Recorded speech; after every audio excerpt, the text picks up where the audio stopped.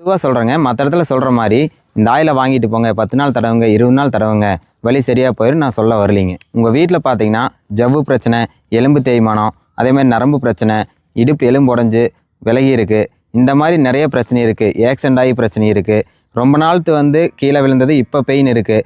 இந்த மாதிரி எந்த பிரச்சனையாக இருந்தாலும் அவங்கள டேரெக்டாக என் இடத்த கூட்டிகிட்டு வாங்க. வந்தீங்கன்னா நான் ஆயில் அப்ளை பண்ணி விடுறேங்க.